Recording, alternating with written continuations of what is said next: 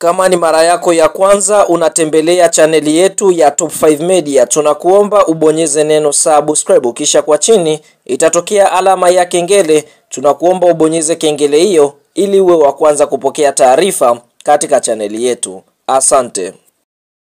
Mchezo mkubwa wa kombe la CRDB Bank Sport Federation Cup ambao tumetoka kutazama hii leo kutokea katika uwanja wa KMC Complex ni mchezo ambao umekutanisha klabu ya soka ya Yanga Sports Club wanaoshiriki ligi kuu Tanzania bara dhidi ya wagosi wa kaya yani Coastal Union, ambapo mchezo huu Young Africans wameweza kufanikiwa kushinda na kwenda hatua ya 16 bora michuano mikubwa ya CRDB Bank Sport Federation Cup kwa msimu wa mwaka 2024-2025, ambapo kumbukwe Young Africans ndiye bingwa mtetezi wa kombe hili. Kabla ya kuendelea mbali, kama ni mshabiki wa Yanga Sports Club umefurahishwa na ushindi ambao Yanga wameupata mbele ya wagosi wa kaya yani Coastal Union, like video yetu alafu tuambie kwenye comment section, je, ni mchezaji gani ambaye amekuvutia katika mchezo ambao Yanga wameweza kuibuka na ushindi leo dhidi ya wagosi wa kaya? Fahamu katika kipindi cha kwanza dakika za mwanzoni tu Max Nzengeli mpia ye mwenyewe anakuambia yupo ndani ya Yesu. Basi kwa upande mwingine katika dakika ya pili akipokea pasi safi iliyopigwa na Alidi Aucho, aliweza kuwachambua mabeki na viungo wa Coastal kisha kupiga msumari mkali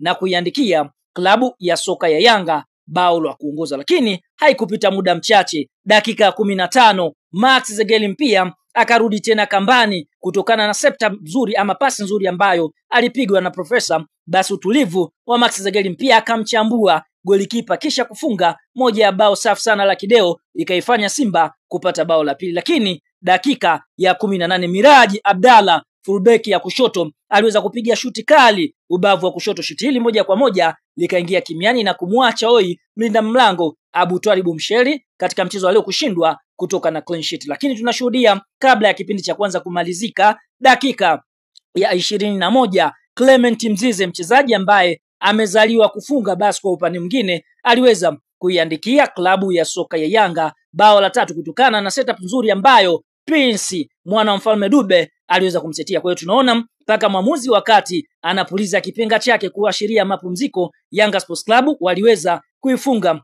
klabu ya soka ya Coastal Union mabao 3-1. Tunaona ushindi huu moja kwa moja umeweza kuifanya klabu ya soka Yanga Sports Club kwenda hatua ya 16 bora michuano mikubwa ya CRDB Bank Sport Federation Cup kwa msimu wa mwaka 2024-2025.